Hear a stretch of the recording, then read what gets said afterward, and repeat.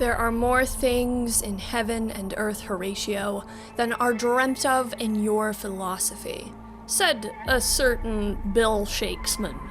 But dare I say, in this day and age, and in the age of 2077, there's even more things within our own creations than we perhaps intended to create.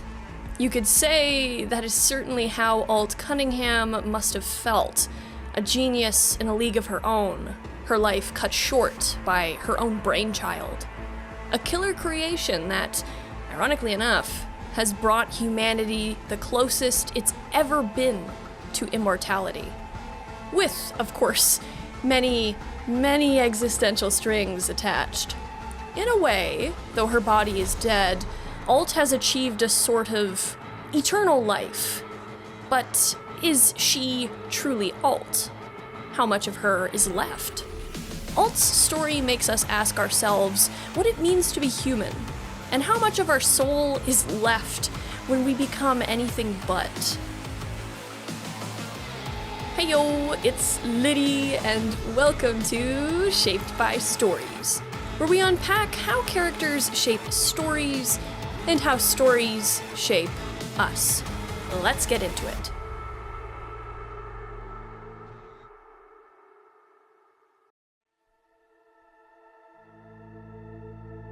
Okay, first, before digging into Alt, I think I should take the time to delve a bit into transhumanism. Many of you guys probably already know what transhumanism is, especially longtime fans of the cyberpunk genre, but transhumanism is a philosophy surrounding the enhancement, or destruction, of the human condition through the introduction of human-made technologies.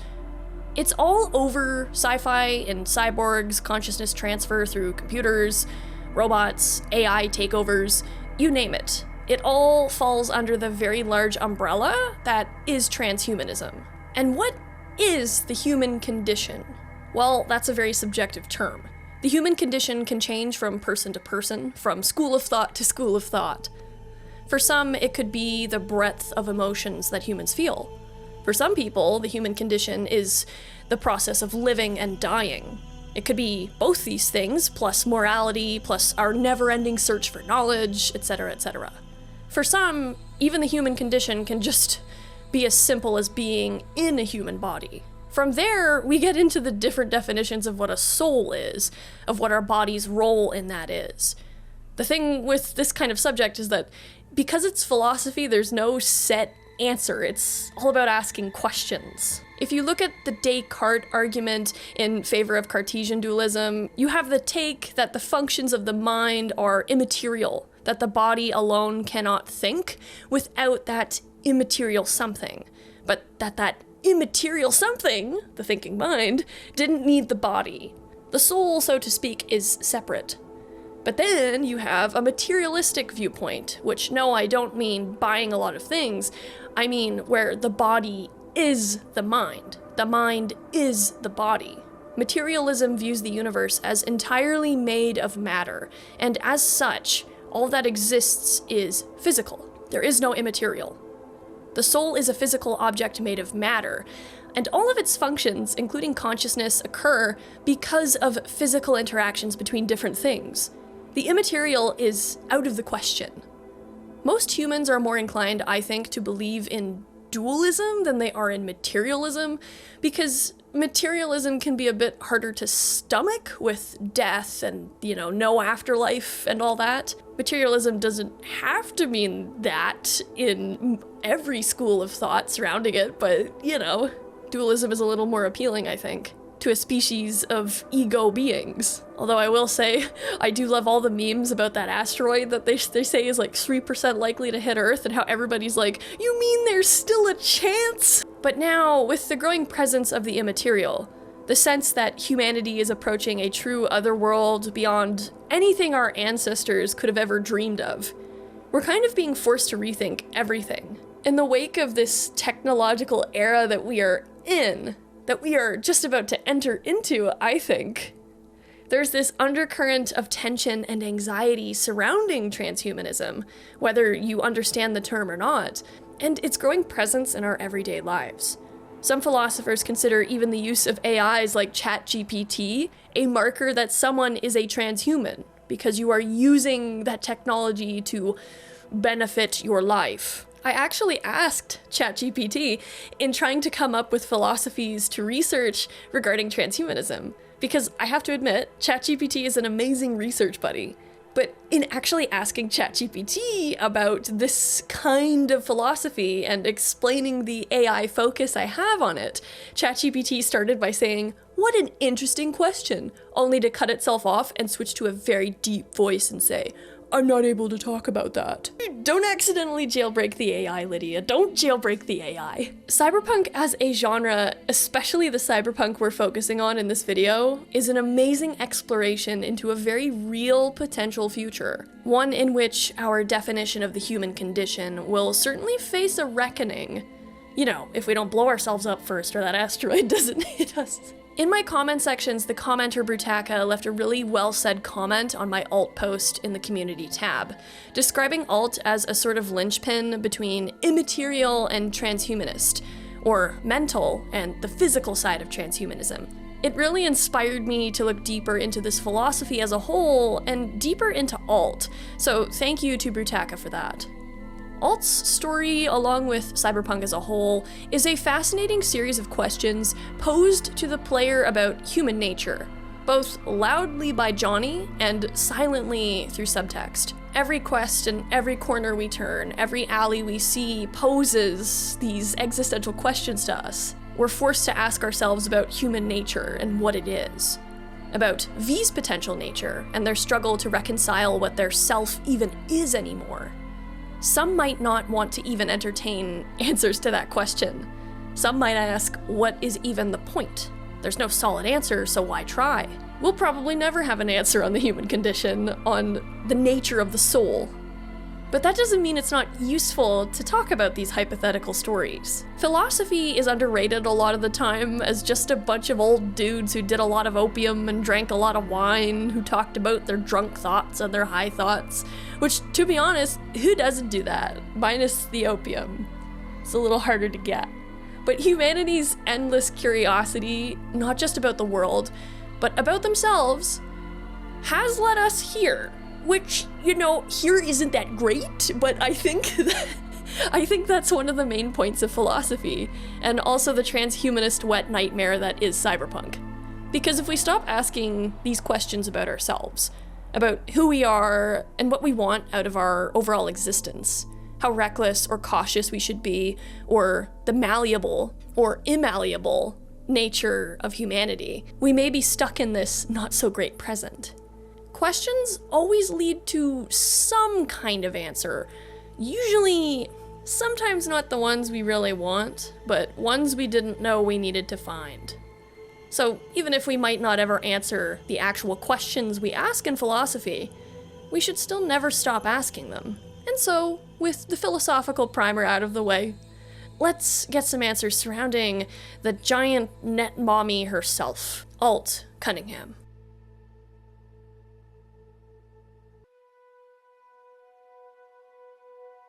Altiera Cunningham was born on August 27th, likely sometime in the 1980s.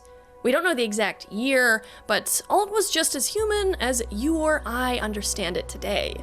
And she would have grown up in the same era of rising economic conflict that shaped Night City legends like Rach Bartmoss, Rogue Amendearez, and Johnny Silverhand. When it comes to Alt's early years, there is next to nothing, at least that I could find, but I think it's safe to say that she grew up with a very, very strong passion for the old net. The net of 2077 that V can access is a fraction of the old net. Most of the net in 2077 is locked behind the black wall for safety reasons, which we will get into later. But in the time that Alt grew up, she didn't have the same kind of dangers and limitations that a net running V might have had. And she used that to her advantage. Alt had all this freedom to digitally blossom as a creative thinker and a runner. Alt earned good money from her net running work and spent it on her looks and her tech, becoming not only well known for her beauty, but for her ever-increasing net running capabilities. Alt was considered Night City's best net runner of the 2000s. arguably more skilled, or at least on par, with Rach Bartmoss when it came to her command of software. Most netrunners couldn't even come near her level of programming and coding. In the same way that only the gods of ancient legends could shape the world, only those with immense understanding of the net could manipulate its very fabric. And Alt was one of those rare people. Alt spent a lot of time throughout her life with Rach in the net, largely in the original Pacifica region of the net. And no, I don't mean a part of the net that existed in Night City Pacifica, but a part of the net that covered the entire area of the Pacific Ocean, pole to pole, including but not limited to Australia, the Western US, and parts of Russia. The Pacifica region was styled like an ocean. It had dolphins that acted like corpo antivirus programs. There were fish swimming around. The sky was so pretty, almost like the area is in a perpetual state of vibrant dusk, where there's always a moon in the sky. Like, I'm sure the net in 2077 can still be like that, depending on where you go, but it's so cool to think about the endless possibilities of the net pre-crash.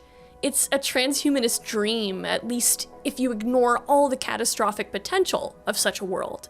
You can roam the net in a way that feels very natural, almost physical, even though you're not actually there, while also still being super advanced and well beyond the internet we understand. Also, the net doesn't have to look like the blocky Voodoo Boys data fortress. Like, when you recognize how creative one can be in as limitless a world as cyberspace, you get why so many amazing netrunners came from this period. Songbird's sanctuary in her apartment in Phantom Liberty, which I don't have footage of right now because I still haven't gotten there. I'm so sorry. Her apartment is one example of how real the net can look and feel, if someone wants it to look like that. And again, the possibilities, like, I feel like I would be in the net running world building sims of all the stories I want to write but never actually do. See, that element of transhumanism, bringing human creativity to the next level, I really like. And I bet Alt loved it too. I know it's not really explored how creative Alt is, but just based on how much of a genius she was reputed to be, Alt most certainly was extremely creative. Through Rach, Alt made friends with the much younger netrunning prodigy, Spider Murphy. These three runners are arguably the cyberpunk world's most iconic, talented netrunners, and the knowledge that they would have shared amongst themselves would have made them all even better. Alt's skill was widely known by her adulthood, and those who had a nose for talent, like the mysterious ITS Corporation, had her in their sights. ITS won Alt's services in the end from who knows what other corps, and I just gotta say, ITS is like a ghost. There's nothing out there on what ITS even stands for, even beyond the fourth wall. The company is a software corporation, and that is all I could find. Along with the fact that ITS made the original Soulkiller using Alt's work. So the thing with Soulkiller is that Alt didn't make it with the intent of being used as a weapon.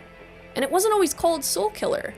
Initially, this program was meant to store non-human personalities. This was something that she was tasked to create by ITS. But as Alt was creating it, she ended up realizing that the same tech could be the secret to what the human race has sought since the beginning of time.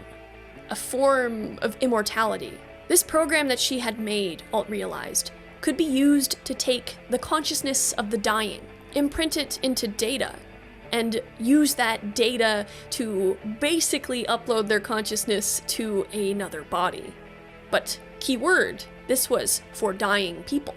Unfortunately, we know very little about Alt as a person, aside from what other people say or recall about her. Her character is colored by the perspectives of others, like Johnny, and we have to keep in mind that the accuracy of his memories of her are in a gray area. But that Alt never intended per se to develop a weapon. Rather, she viewed this software as a positive thing that was perverted. Reminds me of the creation of dynamite. Dynamite was created by Alfred Nobel, the Swedish chemist. Yes, the Nobel Prize guy himself, in 1866. Dynamite was primarily created to help make demolition and construction easier. Nobel was reportedly a pacifist as an individual, but even in his lifetime, dynamite and chemicals associated with it were used to great effect in firearms and warfare.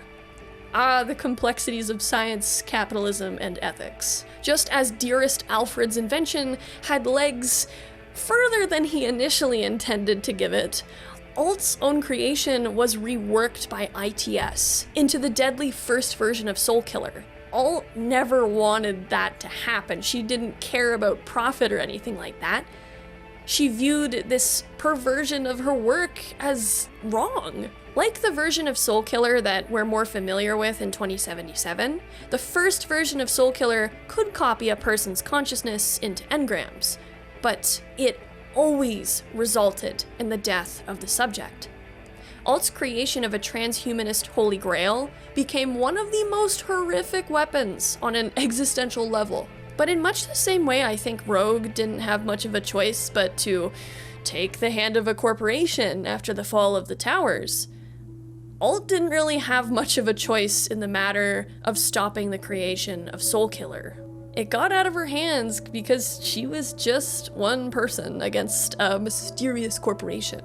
ITS took the program from her and had other techs and runners morph it into the first version of Soulkiller. And sure, maybe Alt could have hacked in and deleted it if she wanted to, maybe, but we don't know just how powerful ITS is.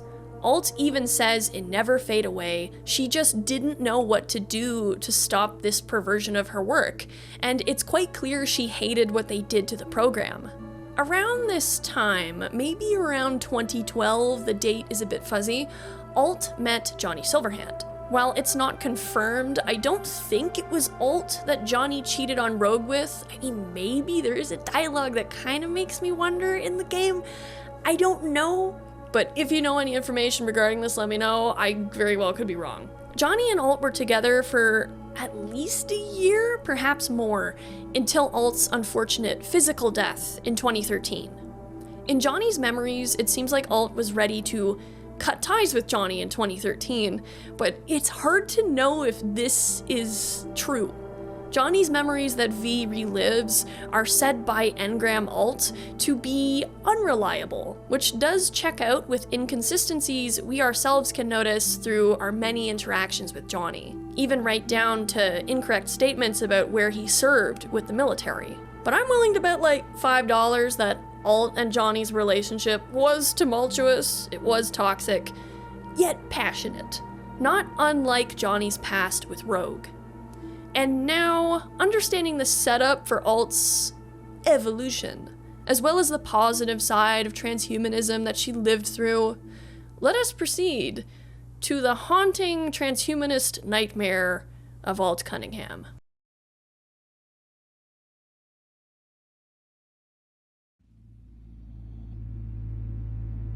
In the written version of Never Fade Away, Alt has been kidnapped just outside Samurai's latest concert at the Hammer, with Johnny left for dead. The kidnapping occurs on the night of April 15th, 2013. Her failed rescue and death occurs on the night of the 16th. And a lot more happens in the written version on Alt's end of things than we see in 2077, but of course we do. The 2077 version is just from Johnny's perspective. So, in the written Never Fade Away, Alt wakes up, at first thinking she'd been kidnapped by a booster gang, a gang like Maelstrom. But she realizes that she's in a pristine corporate setting very quickly, in the presence of some sort of bigwig, along with a guy who she knows can take her out in a blink. But Alt is very measured, and she knows she can't run, so she tries to view the situation very logically. She shares a drink with her kidnapper. At first, she thinks that this is another corporation trying to get her to work for them through force, and Alt is ready to just go with it, already thinking that she'll just get used to it like she did working at ITS. Maybe she was forced at gunpoint to work with ITS. But of course, her kidnapper then asks about Soulkiller, and it dawns on Alt just how bad this situation is. Arasaka has kidnapped Alt because they want Soulkiller. And why wouldn't they? A weapon that kills an enemy while preserving their memories? You would never have to worry about a botched interrogation ever again. Preserved knowledge of geniuses and savants can be exploited for financial gain for years to come, kinda like the neuromods from the game Prey. But they also want Soulkiller to be able to roam subnets on its own. This would make it even deadlier. If Soulkiller can catch intruders, for instance, like enemy netrunners, it wouldn't take a manual firing to catch and preserve their consciousness and learn their secrets. It would just do it itself. Alt describes feeling disgusted by this work she's being forced to do, the barbarity of it, but also she's absolutely enraptured with the feeling that she gets in solving this complex task. She loves her work as a coder, a creator, and a puzzle solver, though she is conflicted by the nature of what she's making. Arasaka was smart to get her to do it because nobody could work the original program of Soulkiller better than Alt, even if she isn't the one who morphed it to Soulkiller for ITS in the end. But the other conundrum Alt is in here is that as much as she doesn't want to make Arasaka's monster, they will kill her point blank if she doesn't. They don't want any other competitors to have her. But she also knows if she does make it, the odds are that to clean up the one person who truly knows this program, they would use it on her first. Because there they go, they have her. They have her knowledge and she's gone, she's dead. No other corporation can use her. And indeed, this is what Arasaka does as Johnny storms the tower to rescue her.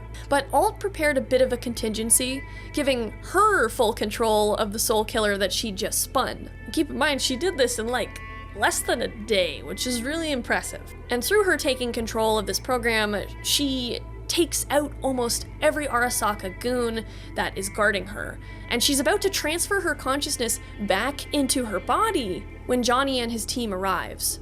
The chaos they causes her to lose connection to her body, right when it was so close to almost being a good ending. Like, yes, her consciousness would have just been data masquerading as her consciousness, but she would have been back in her body and nobody would likely have known the difference, maybe even her. Johnny doesn't realize this, of course, and he unplugs her body and takes Alt away. Johnny thought Alt was dead, which, yes, physically Alt kinda was dead. But the really sad, horrifying thing about this is that as Alt watched Johnny take her body away, she was screaming in the confines of the net, stuck in the void of cyberspace, just like, oh my god, that's my body, Johnny, bring it back. But of course, no one could hear her. And that is the story of how Alt Cunningham died. Or, well, depending on how you look at it, ascended from the weakness of her flesh. So far in Alt's story, we're stuck between materialism and dualism with this, because when you look at it physically, Alt is dead. She was soul killed, her brain was fried, the so-called seat of the soul is kaput. We know this is how Soulkiller works. But Alt describes the experience, in the written version of Never Fade Away, as her mind being ripped away, which could just be word choice because it sounds good and visceral, but that's a distinct image to me. Insofar as the digital Alt is concerned, she just blinked and woke up fully in the net. But to the Alt in the body, it was probably a horrifically painful death. So we're left to wonder, is that engram equal to her soul, as most humans would recognize it? Even if the body and brain are now dead. And can you clone a soul? Like, it's hard for me, knowing the material facts surrounding what happened to her, to say that the engram is anything more than data masquerading as a personality. A copied program from a meat computer to a metal computer. But, you know, we can't 100% prove that that's all it is, even then. Even with the things that Alt says in 2077, I'm still like, but can we prove this existential question and answer? And that's also assuming that each individual human soul is so locked down in its physical nature that once the body dies, that's it. We've seen the subject of consciousness transfer explored more straightforwardly with the literal head transplant in Wolfenstein. We've seen the nature computer transfer of consciousness in Avatar with the Blue People movie. The head transplant is definitely easier to be like, well, that's still BJ because it's his brain. It's very grounded in the physical, if not the most medically sound. The Avatar one feels a little more easier to digest than Alt's, even though it is a literal copy and paste new body. It just feels easier to ignore like the implications of copy paste filed, because the computer that dicks around with people's consciousness in this universe looks like a glow stick tree. But now, here we are, cold and honest, with a consciousness transfer. And I love that. The only thing we know for certain when it comes to Alt here is that the government ID'd Alt Cunningham did die on April 16th, 2013. That original physical Alt with all the lived versions of her memories was soul killed. And we do know that the body after soul killing is done, unless an engram is put back into it. Alt's ashes were likely scattered to the wind long ago. I say likely, not certain, keep that in mind. As for her soul, that's where it gets a little more complicated.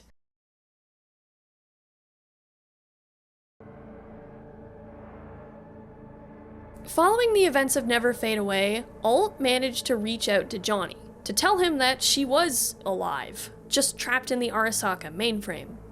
But despite this, which may have been an attempt for her to give some relief to Johnny, Alt also warns him to leave her alone. I mean, I'm sure Alt wasn't happy about losing her body, especially because she's still, in her mind, the same person at this point, personality-wise, that she was when she was physically alive. Like, that's gotta be a mindfuck, reconciling what has happened to you, that you're both dead and alive, that you might feel totally normal, but you're actually just made up of numbers and code. V and Johnny discuss this very subject in Mikoshi, and it's quite telling of how it feels so normal to them to just be copied engrams in the net. It sounds strange because you'd think it would feel different, but if the human brain is like a computer, just a really buggy one, I think it's worth asking if we're really all that different from those engrams. But I largely think that Alt's reasoning for telling Johnny to stay away is because there's nothing that could really be done for her at this point. Alt was trapped, and brute force, especially after Johnny's last raid, wasn't gonna cut it, not on the same scale. This was a Netrunner's problem to solve. Alt managed to somehow get free reign of the Arasaka subnets and evaded capture, but it was likely a constant game of cat and mouse. In 2021, Alt was contacted by Militech. Militech enlisted her in helping to destroy the Soulkiller that she had made for Arasaka, and she was down. It hasn't quite been 10 years, but this ghost of Alt, even if she is just numbers and code, wanted revenge upon the people who took her life from her. I do feel bad for Alt that, while I'm sure the net was once an incredible place for her, that she can't unplug and is basically imprisoned here for potentially forever, like that's terrifying. This place that was once like a dream is now a nightmare that she can't escape from. One of Alt's few companions who could sort of understand a bit of what she was feeling was Rach Bartmoss, as his physical body was killed in 2020. And while it wasn't like the two were always hanging out during this time, Alt being stuck under certain circumstances, they did work together in destroying the latest version of Soulkiller. So Alt had at least some companionship to keep her grounded. But of course, Arasaka was almost certainly keeping their eyes peeled for Alt's ghost to turn up again. She was recaptured and imprisoned in the Arasaka net, and in a horrible twist of fate, she was once again forced to create Soulkiller. This is the third version of the software. I kinda wonder like what leverage they had to get her to do it. Like, they could just threaten to delete her somehow, I suppose, or maybe they threatened the people she still cared about outside the net. but it also could just genuinely be that whatever digital prison they put Alt in could have been the most mind-numbing, maddening experience. And the other unfortunate thing is that Rach Bartmoss, one of the few netrunners who maybe could have freed Alt, even though the chances weren't exactly high, was killed digitally in 2022. So Rach physically dead, digitally dead. Which then resulted in the data crash. Long story short, because the data crash has a lot of intricacies and details, Rach Bartmoss set up a virus called Rabbids. First released into the net in 2014, by time Rach activated it upon his 2022 death, it had infected almost 80% of the entire net. Rabbids was basically a sleeper virus, so it traveled and leached into every digital nook and cranny it could, including within corporate data forts, banks, you name it. By 2022, there were also lots of military-related programs and subnets that were infected. These military pockets were so prevalent all around the net because of all the corporate wars that were going on around this time. And the most important thing to note is that there were loads of sophisticated AIs in so many data forts and encrypted zones.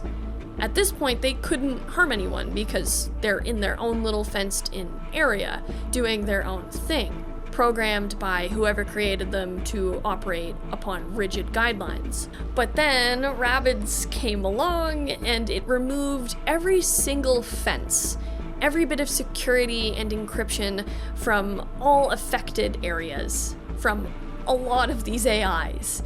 And the AIs went on the loose. And for those AIs that were set loose, they were faced with so much data and programming that they've never encountered. They had an information overload, a sort of forced evolution that didn't always lead them to a peaceful, higher level. The net collapsed, and so much in the physical world of Cyberpunk depended on the net. It was crippling, and people were helpless against the AIs that were now ravaging the net. You couldn't connect to the net without risking your life, and you couldn't even connect like a remote item like a little computer without that getting busted too. Suffice to say, the net was in absolute pandemonium. In a way, Alt being trapped in the Arasaka subnet kind of saved her from the ravages outside, so long as the timeline allows for that. The date of her capture itself is a little hazy. But as we know, on the night of August 20th, 2023, Johnny stormed the Arasaka Towers one final time, in another quest to rescue Alt. While yes, this mission was a Militech one, with a major interest in Soulkiller and the early version of the Reliquary database, Johnny was in it, I think, largely for Alt. But he wasn't the only one there for that very personal reason. Spider Murphy was also there, and she was the one to make contact with Alt in the tower, to break it to her that Rach was dead. Spider then downloads Alt to a suitcase memory stash with the hopes of letting her loose outside of Arasaka, but she ended up having to scatter Alt's personality across the net due to Atom Smasher's subsequent attack. Spider did this with moments to spare, as Alt would have been completely dead when the memory stash was then blasted apart. But before Spider did this, Alt gave her a piece of Soulkiller, which would allow her to use the program should an emergency need arise. And that is how Johnny got soul-killed. It wasn't Saburo Arasaka who did it. It was actually Spider using this software. And Spider only soul-killed Johnny because he was dying. For once, Alt's program was used the way Alt intended it to be used. It's kind of nice that someone respected her original intent with the work.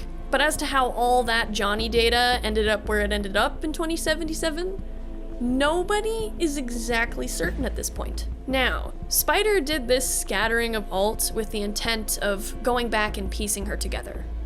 But we don't know if that ever happened, because we don't know what exactly happened to Spider.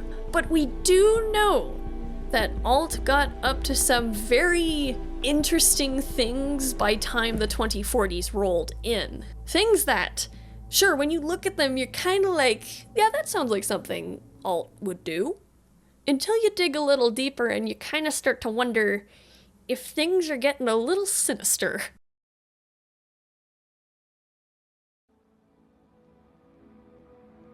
First things first, and the least suspect of what Alt gets up to, at least on the surface, is that by the 2040s, Alt's been making digital safe havens for all those engrams that had been created by Arasaka's Soulkiller. These engrams were assumably released from their digital prisons during the fall of the towers. These engrams exist in what netrunners call a cyber-mythical Shangri-La, and I do think that her creation of these sanctuaries stemmed from Alt's genuine desire of trying to help the victims of a software she created.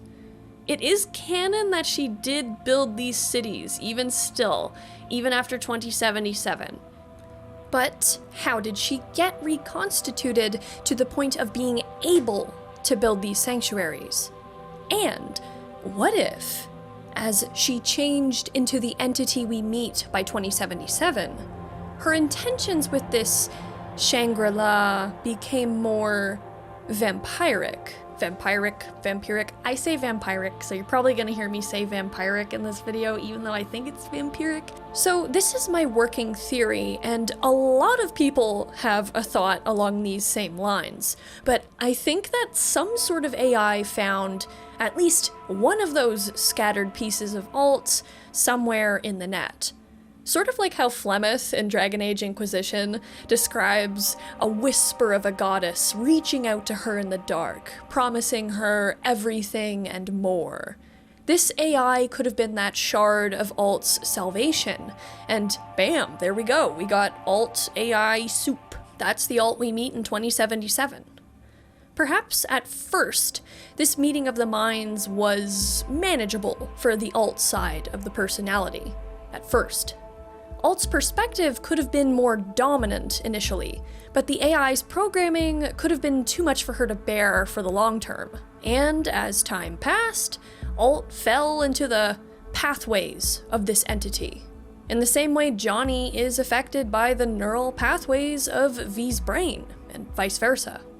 There's no solid proof that this is what happened, but that we know Alt was weakened, scattered.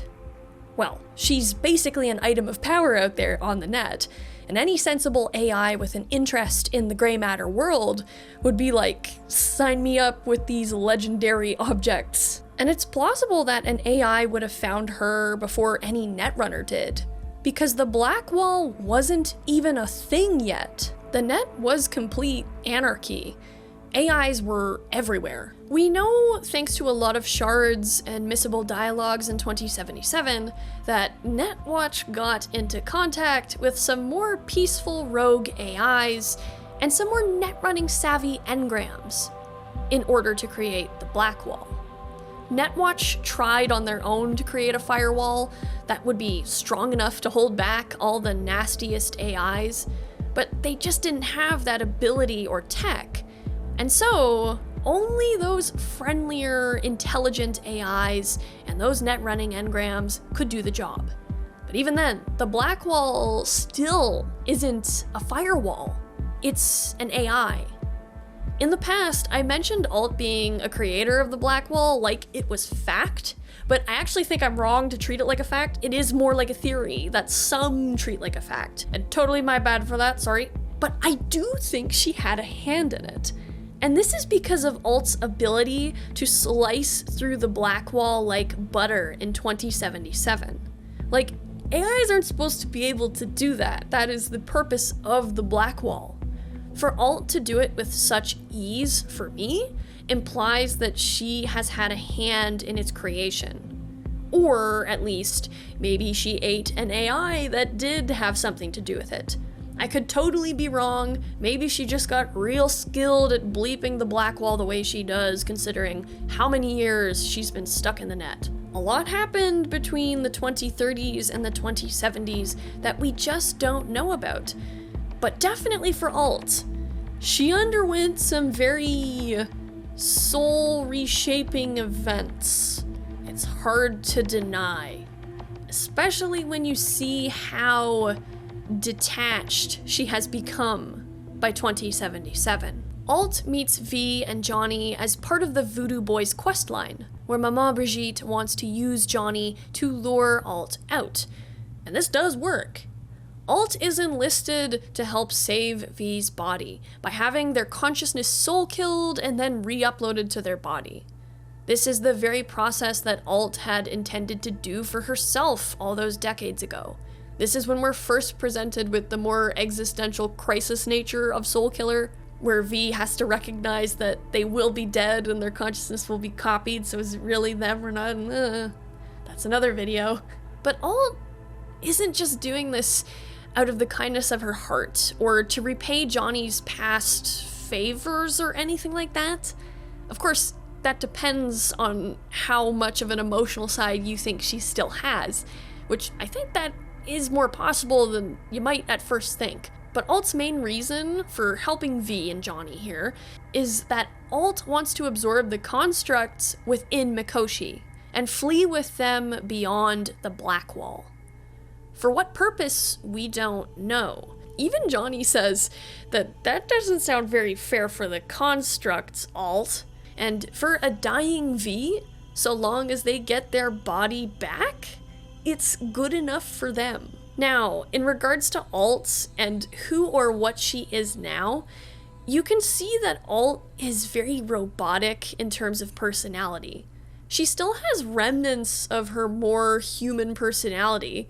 She has some attempts at dry humor and whatnot, and she still remembers Johnny. She still remembers parts of her human life. But she reviews it with this almost kind of like a detachment. Alt says that she is not Alt, not the human Alt.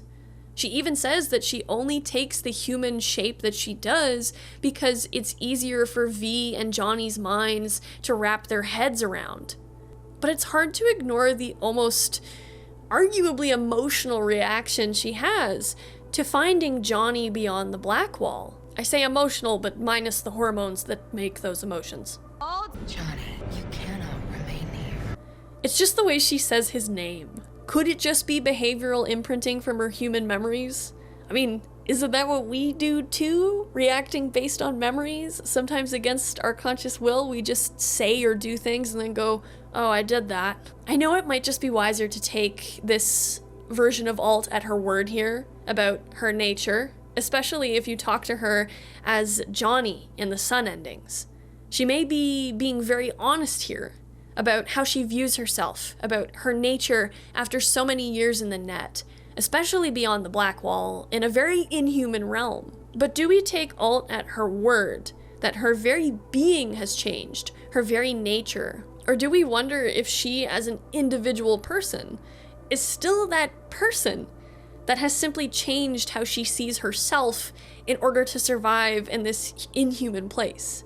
It sounds like a weirdly pointless question, but like really, it is an interesting one when you're kind of wondering what happens to your identity in this situation. But it's an existential one that makes my brain hurt and I have to ask it.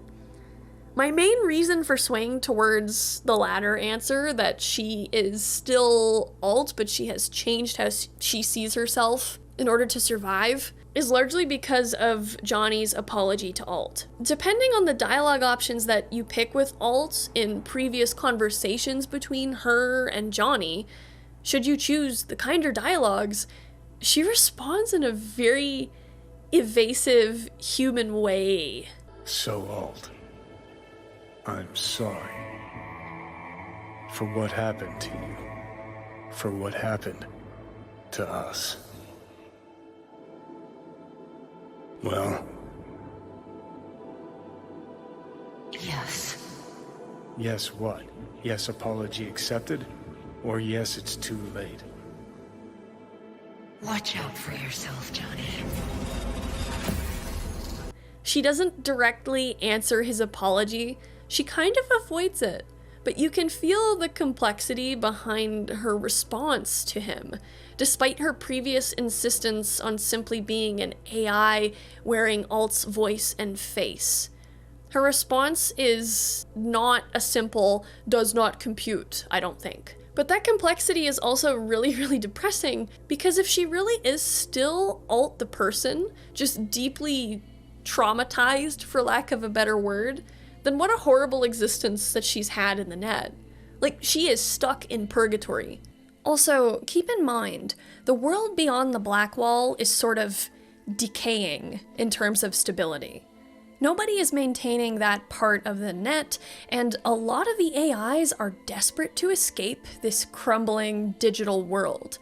It is a brutal, crazy world out there beyond the Black Wall, and it's full of mystery. We just know it is not a good place, even for the AIs. The noises beyond the Black Wall alone scare the ever-living shit out of me. And Alt is still partially human in past emotional experiences. Like, I'm sure Alt remembers, in the only way she can, what fear feels like. I doubt she'd feel right at home in the same way every other AI who's only ever known the net would.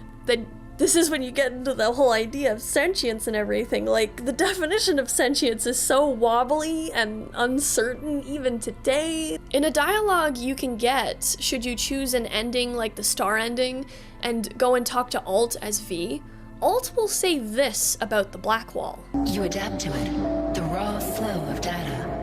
It follows that your world gradually fades.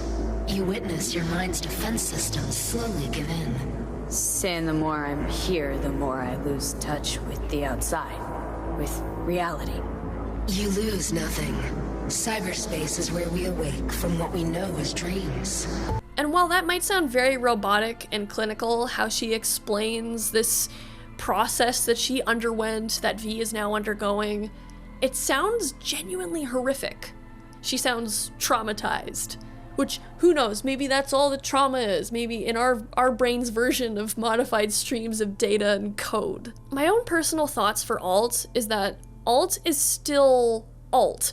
Just as the you or I of 10 or 20 years ago is still us.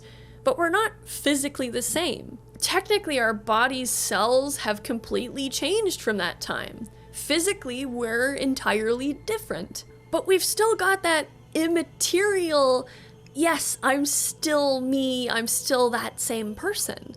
Even if we're not physically there in those old moments, that old self still exists immaterially.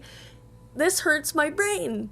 Because this now feels like it's approaching dualism again, and I'm just losing my mind. When I think of Alt, I think it's easier for her to see herself as no longer human, but a program that has evolved in this very hostile environment from originally more human programming. Especially if you take her unknown amount of time behind the Black Wall into account, and her potential mixing with an AI. That's a world well beyond our limited knowledge and comprehension. And if Alt even took a rogue AI into herself, that would definitely affect her idea of who or what she is. We don't know how much of Alt would still be dominant in that concoction of personalities. Like, that is something that no human can properly think of their consciousness being mushed in with some other being in the way that Alt is. That would be so disturbing.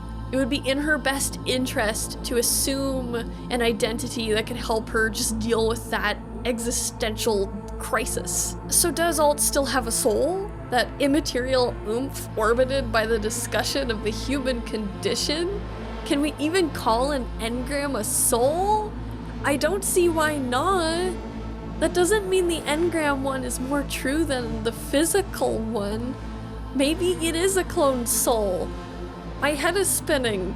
Do we equate sentience with having a soul? Does Alt still fear? Does Alt grieve the loss of her human life? Even if Alt is an AI wearing Alt's face, does that AI fear? Does that AI grieve?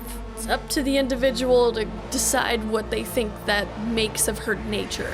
But just when you think that Alt might be more human than she seems or declares, that Alt might be a little easier to understand than you might think she is, you arrive at Mikoshi. Mikoshi, that promised land. Here is where V will get their life back. Here is where Johnny and V will part ways, and it'll be a good ending. Here is where Alt, this near Hecate-like figure, this net witch, will work her magic and right all the wrongs at this final crossroads. But of course, it's not so simple. It never is. This is cyberpunk. V finds out from Alt herself that she, quote, miscalculated. V will be able to return to their body, sure, but their body is far too damaged by the relic. V will die in 6 months, with their mind still theirs, but they'll still die. And V still technically dies no matter what anyway, because it is just data masking as their consciousness that gets put back into their soul-killed body. And oh god, that's another video, that's V is another subject, we'll get to that someday. Staying on subject, the only way the body can live a potentially full life is if V gives it to Johnny, as V's body is more in tune with him at this point. Alt reveals that she will take whichever consciousness that doesn't return to the human realm with her beyond the black wall, but she will absorb them. Which makes me wonder, has Alt by this point absorbed the other engrams and all her little AI cities? Why wouldn't she just let them go? I'm gonna get into more thoughts on this in the theory section that is coming soon, but I just feel like this isn't the first time Alt has eaten people. It's very vampiric. Keep that in mind. Vampiric is an important term that will come up later. And of course, the question we're all kind of asking about Alt doing this is why she wants to do this. We are never told why Alt wants to eat all the people in Mikoshi. And I also don't believe that Alt miscalculated the whole thing with V's body and V's soul. Like, I know it's just my belief that she's being dishonest, but that makes me nervous that her intentions are not good, necessarily. It's entirely possible and highly likely that she hid the whole miscalculation, V's body not being viable for a full life, because she knew she couldn't tell V that truth, because then V would be like, well, why would I go to Mikoshi then? I'll just do X, Y, Z instead. Then she would have had no in to Mikoshi. So I get that. Alt by this point, as I said, is very clinical. She's very to the point, and she's not exactly the more compassionate woman she used to be. But it is interesting that she doesn't just forcibly absorb both Johnny and V once they're in Mikoshi.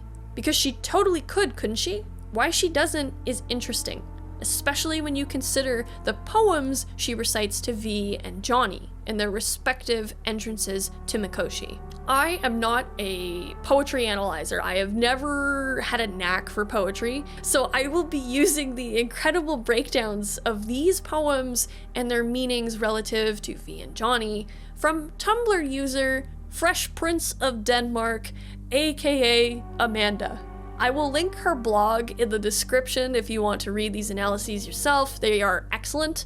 So, for V's poem, we get an excerpt from the love song of J. Alfred Prufrock. Amanda explains that this poem is from the perspective of a guy out for a stroll with this girl he probably has some romantic feelings for. But conversely, the overall vibe of the poem is rather dark. Let us go then, you and I. When the evening is spread out against the sky, like a patient etherized upon a table.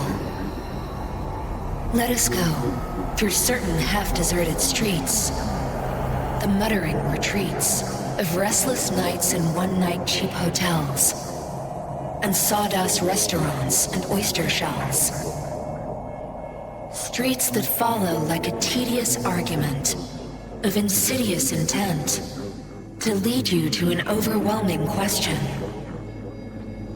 Oh, do not ask, what is it? Let us go and make our visit.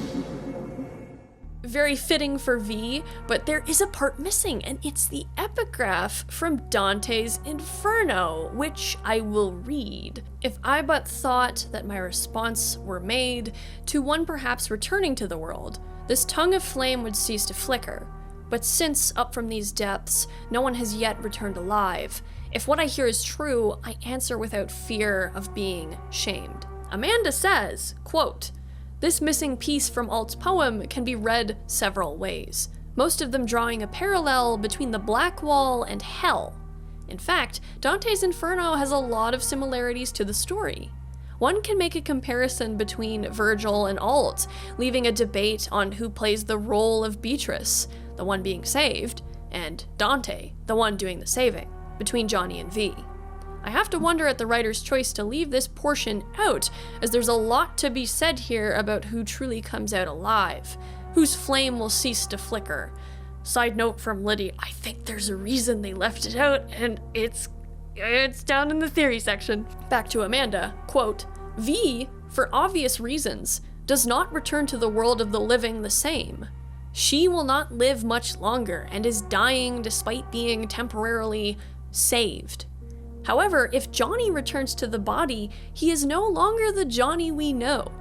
Arrogant, self-assured, and more than a little narcissistic. The will to fight seems to have died within him. He leaves Night City, presumably looking to start over.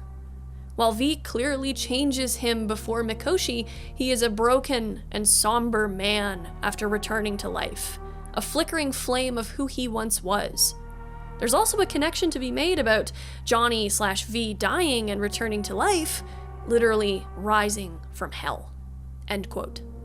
Like, this is so cool, and I love that Amanda explains this missing part of the poem, because I think this is very relevant to V's story and also revealing, I think, depending on what theories you believe about Alt. Like, I'm kind of wondering, too, if Alt left it out because she also doesn't want to make the Black Wall feel more scary than it is. Maybe she just wants to philosophically mess with V to try and get a specific decision out of them. Makes me think of Delamain's cultist baby GLaDOS car, where they just say, I was just curious. You know, it's like, it's not emotional, it's just, I'm just curious to see what you'll do. But, you know, definitely, if you're gonna try and convince someone to cross the Black Wall with you, having this part, comparing the Black Wall to Hell, is not the best sell, I will say. As to the rest, there is more that's left out. Definitely check out Amanda's blog to take a deeper look at it. But as to the rest of the passage that's actually in the game, quote, they are traveling through the unpleasant parts of a city, and he is noticing all the unsavory parts of his world. Obvious references to Night City include one-night hotels and the sawdust restaurants with oyster shells, which is possibly a reference to the fact that food in Night City is real sketchy. The streets, like a tedious argument, works on several levels here. Both the crime of Night City's streets, which is relentless and quite literally never-ending, and the socio-economic ecosystem that threatens to self-combust at any point. There will always be conflict. One can argue themselves in circles trying to find a solution to Night City's problems, and there is a no win-win. End quote. Now, for the final lines Alt says, and like Amanda says, by time you get to this point at the ending, after everything you've undergone on the journey to get here, the question of who's gonna live feels very underwhelming. And then you really don't get the answer you were hoping for either, because no one's really gonna fully live here like Johnny and V. As Amanda says, Johnny and V's story begins and ends with death, and neither of them ever really fully come back to life, you could argue, depending on how you view engrams. It feels quite nihilistic, this way of looking at it, but realistic. Like, really, there's also a Hamlet reference in the overall poem, which connects very nicely with V's story. Their potential madness with this guy taking over their head and never being fully able to understand it all. But that Alt says this specific poem to V while V enters Mikoshi, it's kind of like, oof, way to salt the wound prematurely, Alt. That she chose this poem also makes me think Alt knew at this point about her miscalculation, because it feels too fitting already to be a coincidence, especially if you take into account the part she left out. I don't know. That could just be me. Now, for Amanda's analysis of Johnny's poem. Alt chooses Sailing to Byzantium by Yeats, and this one is very different To me, it kind of feels like a siren's song from Alt to Johnny. Once out of nature, I shall never take my bodily form from any natural thing. But such a form as Grecian goldsmiths make, of hammered gold and gold enameling, to keep a drowsy emperor awake, or set upon a golden bough to sing to lords and ladies of Byzantium, of what is past or passing or to come. This poem is about death, and as Amanda says, transcending our earthly limitations. Feels very transhumanist in our modern world. Like, isn't that what Alt did? Transcend her earthly limits? Also, Amanda adds, the opening line for this poem is, "That is no country for old men," which she explains, quote, "The speaker, presumably an older man, is watching as the youth become so caught up in their own lives that they fail to question their own mortality. The speaker has traveled to the country of Byzantium, now Istanbul, now Constantinople, now to seek a form of immortality, not of the body, but of the soul. The speaker's body is aging and dying, and he hopes to find a way for his soul to continue to sing. He petitions the saints, which is actually reference to golden tiles on a mosaic, to destroy his flesh, fastened to a dying animal, and teach his spirit to sing, so that it may live on in the form of art." End quote. Which, all things considered about the rocker boy that we have come to know so well, is a very fitting poem for Johnny. Johnny spends his whole life, or most of his post-military life, trying to sing his own kind of spirit into a world that just wasn't listening. And it probably felt like a slow, painful death for him, leading up to his final demise. This helplessness as he, as one guy, wasn't able to accomplish what he so desperately wanted. Amanda continues, in regards to the character of the narrator, quote, "He will not be reborn as anything natural, as in flesh and blood, and instead wishes to become a form as Grecian goldsmiths make, of hammered gold and gold enameling," referencing a piece of golden art that would have been made to hang above an emperor's bed. Or he will become a golden bird, resting on golden branches, sharing his knowledge with the world of the mortals through song, now unshackled by what is past or passing or to come. End quote. And I love what Amanda says about this. Like, her explaining this part of art being the truest form of immortality that most humans can really achieve. Like, say what you will about Johnny, I know I do, but Johnny was not greedy. He sought to convey a message he felt very strongly about through his art. His art lives on after his death, and certainly some of his spirit does too. Amanda says, quote, "The people of Night City in this circumstance are the youth of Byzantium. So caught up in their own lives, they don't see the bigger picture, or see the death and injustice that happens around them. Either this, or they are too concerned with survival to have time to contemplate such issues. Johnny is the golden bird hoping to sing his knowledge at a new generation, while also hanging above the heads of the corporate elite to keep a drowsy emperor awake. This is his method of ensuring he never fades away." End quote. This is such a beautiful image, and I'm so grateful that Amanda has broken it down this way, because my brain never would have seen it. It's just, it's tragic regardless of how you feel about Johnny, to see this image of that golden bird, but everybody is so scrambled and bloated with the stress and struggles of life that nobody can listen long enough to, en masse, change the world they suffer in. That miserable circle that perpetuates its own misery. And imagine coming back from the dead and seeing nothing has changed. Literally nothing.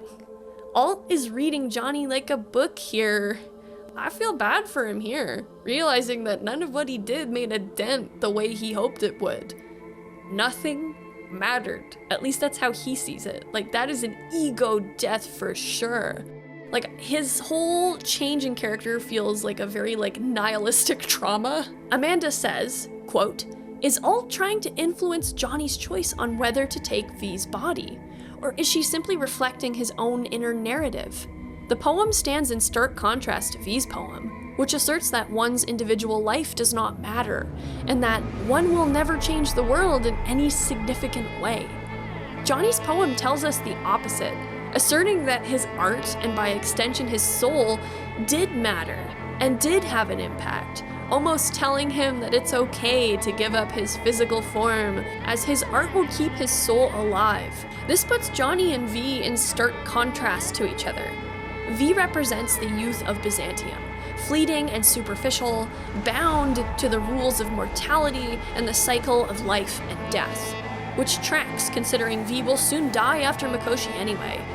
Johnny, on the other hand, represents the immortal self, naturally, since the engram black wall basically grants immortality, depending on how one interprets what it means for the idea of the afterlife and the soul, and how your art and impact on the world will live on long after one's physical body."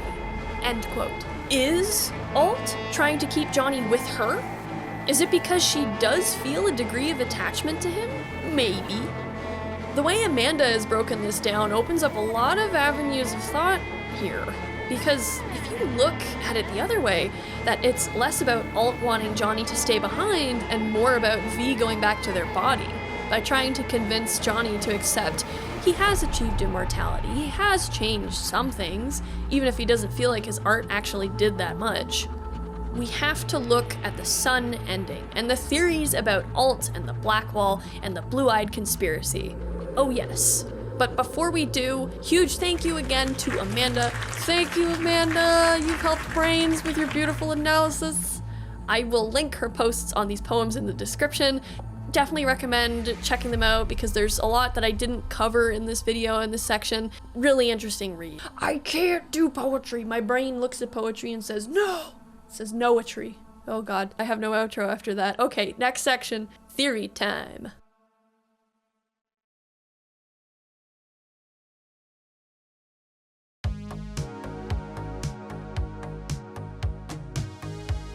Okay, in this section, I will be discussing a very nutty theory that I have sold myself on with the help of many people who are smarter than me across Reddit and YouTube comments who have brought this theory to my attention and explained their own ways of looking at it. But I want to thank, more than anyone else, Mikolarest001 channel member.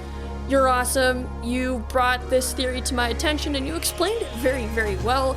And you have also led to me now thinking that Cyberpunk is just purely a horror game entirely, and that it was never fun. It was always scary. And now I know I'm usually pretty like on subject with most of my videos, but like this one has rattled my brain because of all the questions and philosophy and existential questions.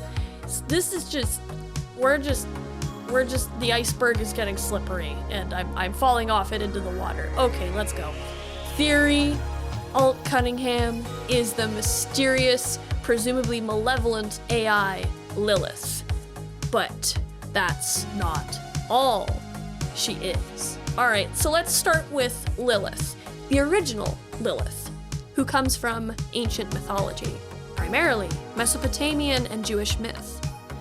She was, allegedly, the first wife of Adam, banished from the Garden of Eden for not obeying Adam. Which, go off, girl, hell yeah. There's a whole lot of debate about Lilith. Her story hasn't always been consistent either, but that tends to occur with a lot of ancient legends and myths and whatnot. A lot of Lilith's legend, however, that we are most familiar with today, developed in the Middle Ages. And basically, in one of the more popular versions of her story, Lilith refused to be subservient to Adam, and so she was banished. Go off, girl, go off. Fly off and make demon babies with the archangel edgelord Samael because you want to. But also, Lilith, or Lilith in some ancient Hebrew texts, can be translated to night monster and other such meanings, which explains her tie to vampirism in more modern fiction. You remember vampirism and Alt eating people. Important connection to keep in mind. So this picture is called the Bernie relief, and Strandlike on Reddit did a comparison of a lot of Alt's poses with this mural, or just this one pose, and I mean, it's like, there's no guarantee that this mural is Lilith, but she is considered a contestant for who this mural is supposed to represent. Either way, very convenient, right? Total side note, I always think of the Asari in Mass Effect, the Ardat Yakshi, because their whole legend comes from Ardat Lili, which can be translated to mean Phantom Bride, which is a Mesopotamian demon, kinda like a succubus. Not unlike the role Lilith is intended to fill in the Adam and Eve saga. Lilith, as many will know her, might be a negative figure within the religions that discuss her, but honestly, like, if you take that lens away and look at it just as a story, you kind of have a figure of defiance. And I don't mean to romanticize it in the modern sense of defiance, make no mistake, but she defies authority. She says no, and she's punished for it. She's forced away from the life she's known into a world beyond the garden, and I mean the world beyond the garden isn't great. Depending on how you look at the story, though, you could also argue she chose freedom in a dangerous world versus subservience in a safe one. I do enjoy stories that do that. Reminds me of Rogue a bit. But in that first viewpoint of the story, you can see some Alt in there. Alt was defiant. Lilith, as a mythological figure, can also be seen to represent vengeance, depending on what legend you're looking at or what lens you're looking at her through. Sometimes she's depicted as angry and enraged at her banishment. She inflicts horrors upon the innocent, even in her older iterations as Ardat Lili. You could tie this all back to Alt wanting revenge on Arasaka, being perhaps part of the reason why she chooses to help Vi. That could be a personal issue she still gets enraged about after all these years, even if she is more AI in behavior than human. This makes me think of Medusa, too. Now, Lilith from Cyberpunk isn't mentioned very many times throughout 2077. Insofar as I could find, she's only blatantly mentioned like twice, and it is in the exact same line repeated twice between two different people and two different quests. The first time we encounter this line is during the Cyber Psycho quest, Bloody Ritual, and it is such a creepy break from what you might be used to running around the Cyberpunk world. You really want to go back to that level of fucked up in Cyberpunk after you've done that quest. You arrive at a bloody scene, naturally, given the quest name. There's a bathtub with ice sitting in the center, surrounded by blood-red ritual designs and dead Maelstrom goons scattered around the alley. You were just here to, deal with a cyber psycho for Regina. You didn't expect you'd walk into some sort of strange Satanist ritual. This quest also only occurs in the evening or at night, so it's just even more ominous with the shadows and the low light and the Also, you see these very brief glitches and flashes. What is actually happening in this scene that I didn't realize until I was researching for this video is that you see this possessed cyber psycho that is in the bathtub hiding. You see her flashing around, images of her watching you in these contorted, creepy positions all around the site, but you can only catch her for like a second at a time. Like, there's screenshots of it that people manage to snap, and it's creepy. And this is Lilith watching you, because Lilith has possessed this cyber psycho. We don't know exactly how Maelstrom did it, but they managed to upload the AI Lilith from beyond the Black Wall into the body of Zarya Hughes, a Maelstrom member. But Zarya, being just a lowly human, can't exactly handle Lilith in her body. One Maelstromer, though, before he dies, and before you fight with Lilith, says, Lilith has concealed the 10th circle from the ancestors' eyes, which could just be creepy babbling nonsense, but when you consider the other creepy references to this Lilith, this whole 10th circle thing is a lot more than that. Dante's Inferno was a poem written by Italian writer and philosopher, self-insert king, Dante Alighieri in the 1300s. And in this poetic narrative, Dante himself is going through a 3-part journey through the well, journey to the afterlife kind of deal. And the first part of this epic is the Inferno, probably the most well-known of his writings. Also, remember, Dante's Inferno was involved in the T.S. Eliot poem that Alt chooses to read to V, but the part specifically from Dante's Inferno and all that is omitted by Alt. I wonder why. Is this because perhaps Alt is deliberately hiding something?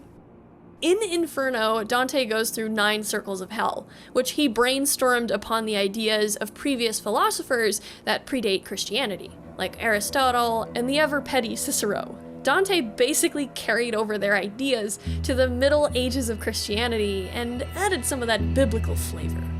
So Dante identifies the 9 layers of hell as, respectively, limbo, lust, gluttony, greed, wrath, heresy, violence, fraud, and last and worst of all, treachery. So yes, basically Night City. Satan is basically who you find at the center of hell, in that 9th circle. It's the worst of the worst place in all the circles of hell you could be. Number 9, not number 10. Dante didn't have a number 10 included. The concept of a 10th circle of hell is not new, however. Ever since Dante's Inferno dropped in 1321, people have been using it in all kinds of creative projects, like in Cyberpunk 2077.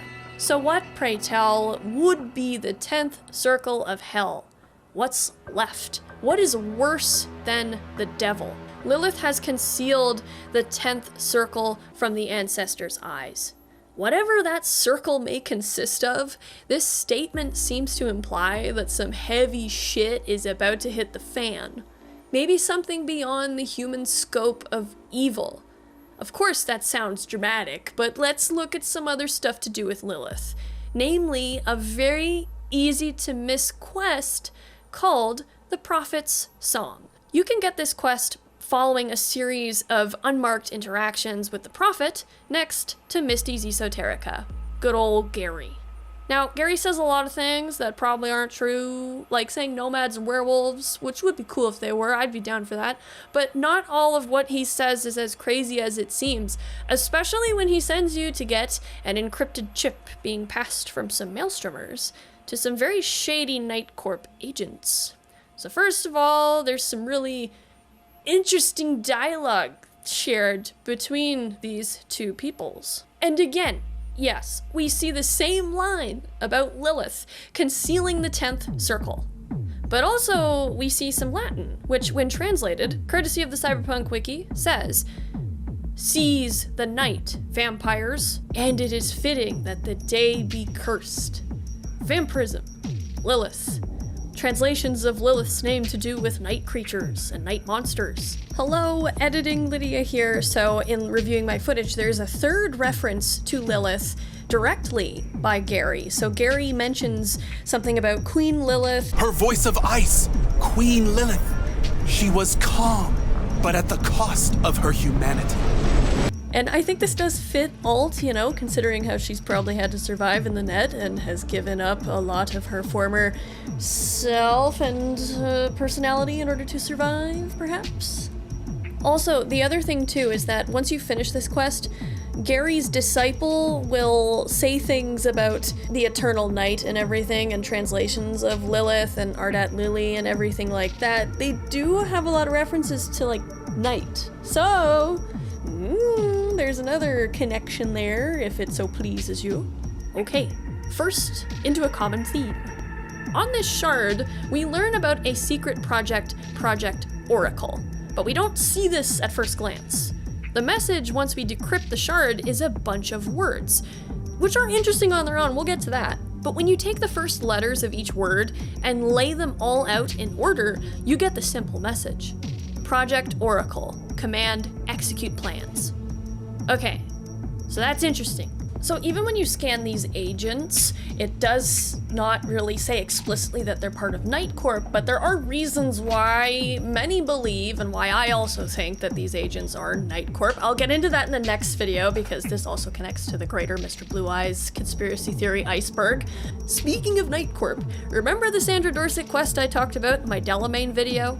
Remember how that shard you find for her talks about that AI that controls people's minds? Like the paralyzes? Puppets. Puppets. You see that? Puppets. It's right there in that message. Oh god, where am I going with this? Hold on. Do I sound crazy? Yes. Do I sound like I've lost it? Yes. And is this all connected? Yes. I'm already losing my marbles. But I do have to talk about the shard's surface message reference to Zalua. I apologize, I'm probably screwing up the pronunciation, but Zalua is one of the 7 giants of Aztec mythology, who escapes a big flood and then builds cities for their people to reside in. Kinda calls back to Alt's role a bit, providing sanctuary-like cities in the hidden corners of the net for all the engrams. But Cholula is the pyramid Zalua was supposed to have built after escaping the flood. And what pyramid do we find in Cyberpunk 2077 that kind of resembles the ruins of Cholula that we can kind of see today?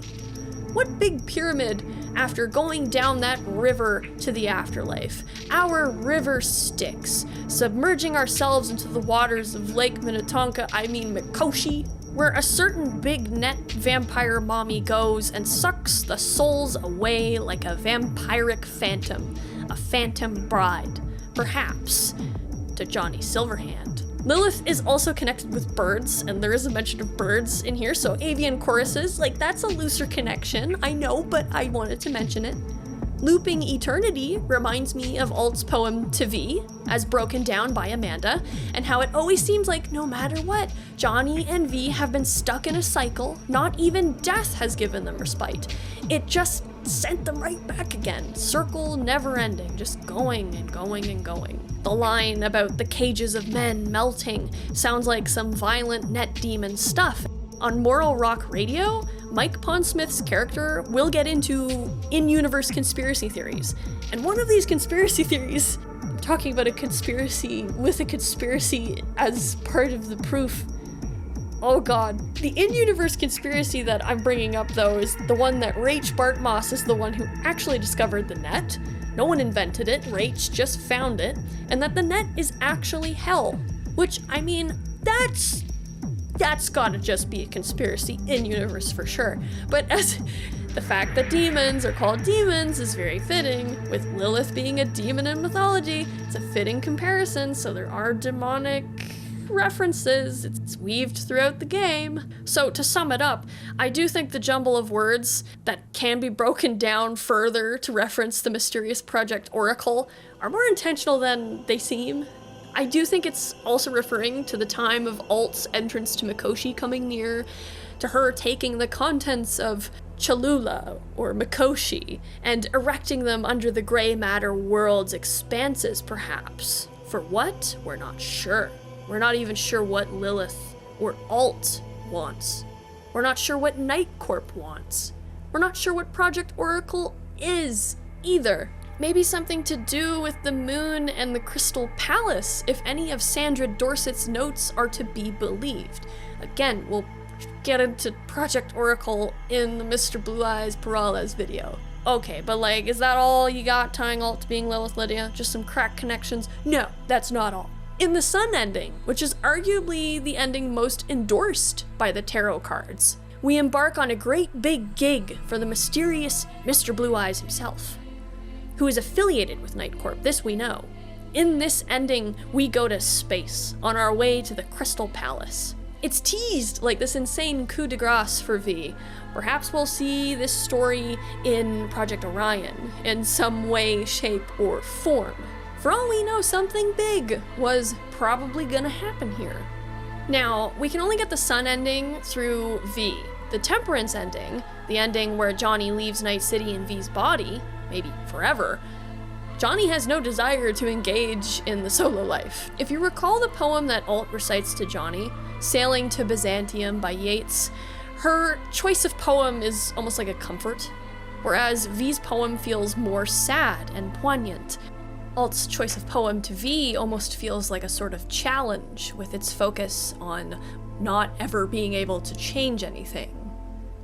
Johnny's feels like Alt is calling Johnny to rest.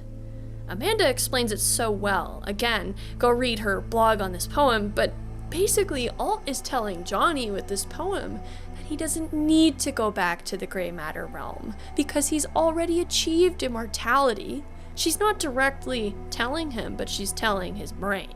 And I mean, it makes sense that Alt wouldn't directly force V back to the body if she felt like V was more useful, because it's better if V thinks that every decision that they make is their own, so then there's no suspicion and stuff like that. It feels very much like a Phantom Bride, Ardat Lily thing for Alt to do.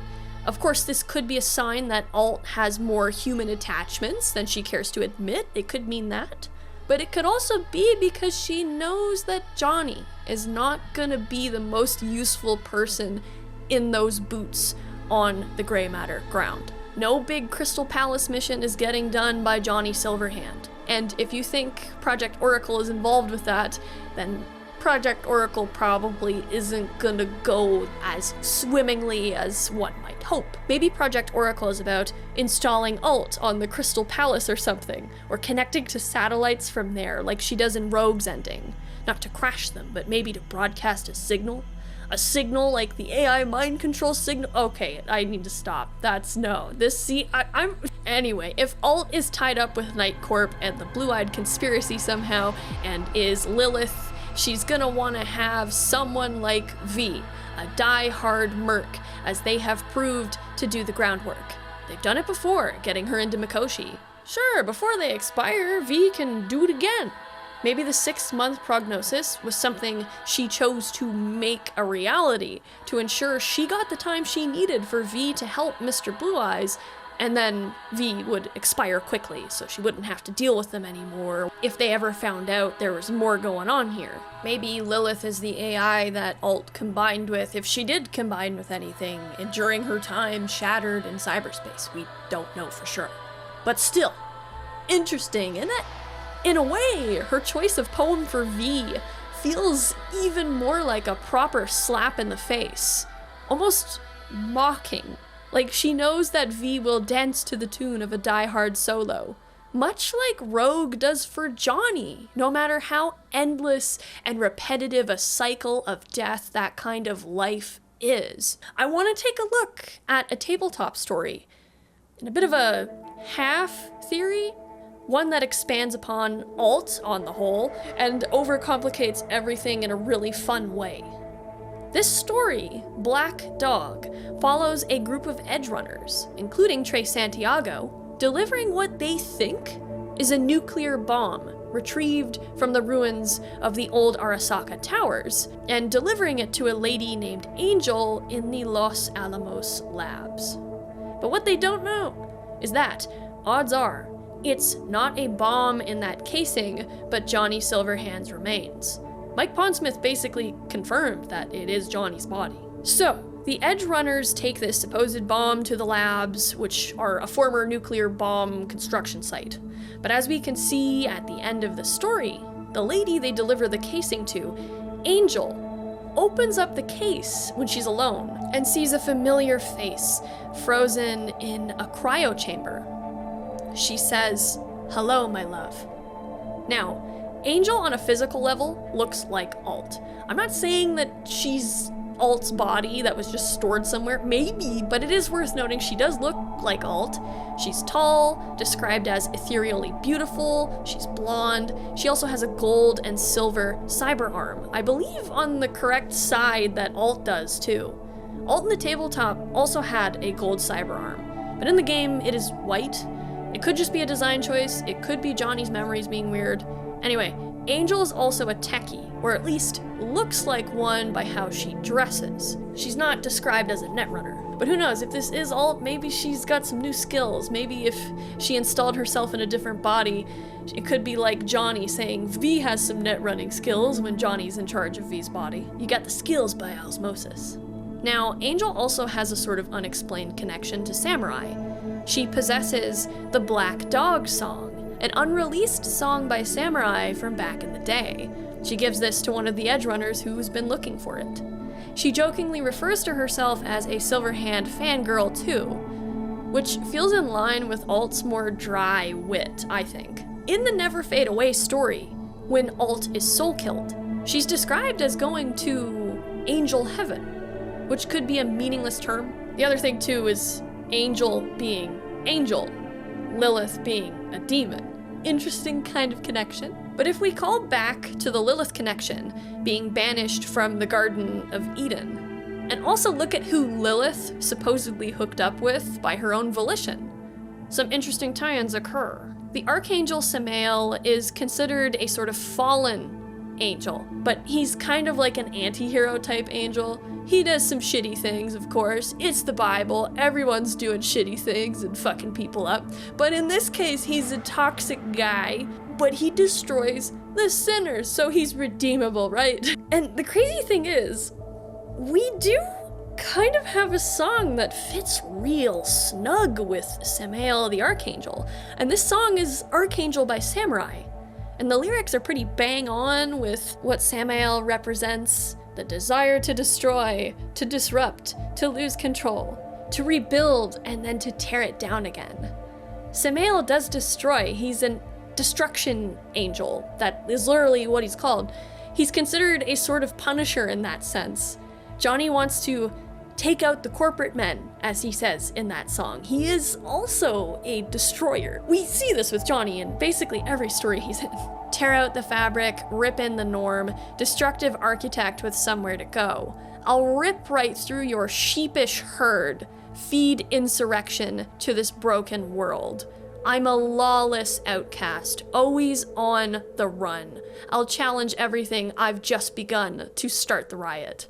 Samael is a lawless outcast in a way, too. He does get in some shit, with the big man upstairs. Hence why he's kind of a fallen angel. But this parallel between Samael and Johnny, and then when you throw in Alt, it also makes the lyrics of Never Fade Away, a song written by Johnny for Alt after her death, even more punchy. We lost everything. We had to pay the price. Yeah, we lost everything. We had to pay the price. I saw in you what life was missing. You lit a flame that consumed my hate. I'm not one for reminiscing, but I'd trade it all for your sweet embrace. And I mean, they did lose everything. In myth, Samael did get in the shits with God, but depending on the legend and passages you look at, one of the reasons had to do with his canoodling and resulting children with Lilith, who became his bride. But Lilith also lost everything from this canoodling and her saying no to Adam and all that. Both Johnny and Alt lost everything in their stories. There's a canvas with two faces of fallen angels who loved and lost. It was a passion for the ages, and in the end, guess we paid the cost. Fallen angel connection, eh? Some might describe Lilith as a fallen angel, but she's more often referred to simply as a demon. Like, you might view her as always being a demon. You might view her as becoming a demon when she fell and all that stuff from the garden. But you get what I mean? Like the fallen angel reference, the passion that led to them paying the price. Oof, I love it. But then there's also this verse, which may ring a few bells for you if you've seen my Delamain video. A thing of beauty I know will never fade away. What you did to me, I know. Said what you had to say, but a thing of beauty will never fade away. Remember Delamain saying what he said about beauty, that it's universal? And yes, beauty's subjectiveness aside, I can't help but go ding ding ding when I remember that an AI said that beauty is universal. For beauty to never truly fade away and shift like the sands, beauty is a thing that people have always appreciated. Versus what Del calls out as humans' tendency to rain down destruction and violence in the name of truth and good. For beauty to never fade away. The Alt we meet in 2077 faded away. Her beauty faded and she's very different than what Johnny remembers. But what if Alt's true beauty, her compassion, her warmth, still existed out there somewhere? In pieces, perhaps. What if, when Spider Murphy scattered all those pieces of Alt, some never found their way back to others? What if some got picked up by AIs? What if one only found one other piece? There's so many what ifs. But I think it's a really interesting possibility that the alt we meet in 2077 is maybe just one piece of alt, combined with who knows what. This alt could be the more negative aspects, more instinctual aspects of her personality. Passion, deceit, ruthlessness.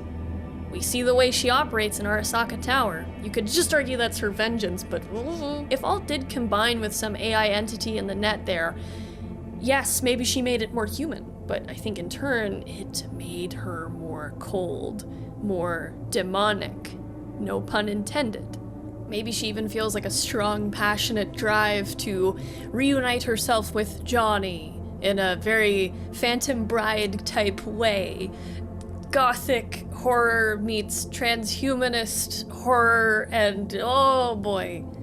And also the other interesting thing is there is an ancient legend of Lilith that describes her almost like a tree with multiple branches, like Lilith is each of the branches, and I'm kind of reminded of Spider splitting up Alt. Maybe the parts of Alt that served as her bulwark of her humanity, like her kindness, her creativity, her sense of love, found their way to a body somewhere without a soul, and that's how she ended up in Angel's body. Maybe Angel's body is Alt's, but I don't know, that doesn't feel quite right to me. I know, that doesn't feel right to you, Linnea, but the rest of this does? Or maybe those pieces of Alt found their way to a kinder AI, a more curious one that wanted to understand humanity. One like Delamain, maybe. Maybe even they made a trade somehow. Maybe Alt is behind the Alta Weltordnung company, with its name having Alt in it as an inside joke between the two. Maybe the reason why Dell's personality split is related to Alt being split. Maybe Dell helped Alt back to the human world somehow. Maybe Dell's opinion on beauty came from Alt talking about never fade away. Or maybe he listened to it and recognized it was about Alt. Who knows? This is a huge reach, I know, but it would be nice if, even though there would still be an Alt out there, perhaps bent on humanity's utter destruction, there could be one Alt living quietly with a copy of Johnny's consciousness. Or maybe they broke up within like 2 months of reuniting in the Los Alamos labs after a really passionate, fiery reunion. But both are still living their best lives somewhere else. Maybe in the Temperance ending, there's multiple Johnnies out there, who knows? And that's all I got right now. I can't say that that's all I'm gonna get on it. We'll be exploring more of this in the next video about the Perales family and Night Corp. And of course, Mr. Blue Eyes. Thank you for watching this video. It is the longest video I've ever made. And also, I don't know if you made it to the end. I mean, I guess if you're listening to this, you did, unless you fast forwarded, which I understand. But if you did make it here, first of all, I'm so sorry, because you could tell the breakdown of my thought processes as this went on. But also, thank you, because it's fun to just rant about stuff like this. I haven't properly done a theory dive like this before. It was so much fun. It was so much fun. I want to hear what you guys have to say. I want to know what you think. Rip it apart or build upon anything I've said. Introduce other theories. Go to town, because I have never before encountered a subject where I both wanted more, but also was like, no more. No more, please, no more. But yeah, no, since this is my job, there will be more. Thank you so much to all of my members. You guys make this possible. You're making the girls' dreams come true here. And of course, thank you to everybody for watching. Every view, every comment, every like, it means a lot. Helps out the channel a lot. And I will see you, just as not sane as I am right now, in the next video. Goodbye.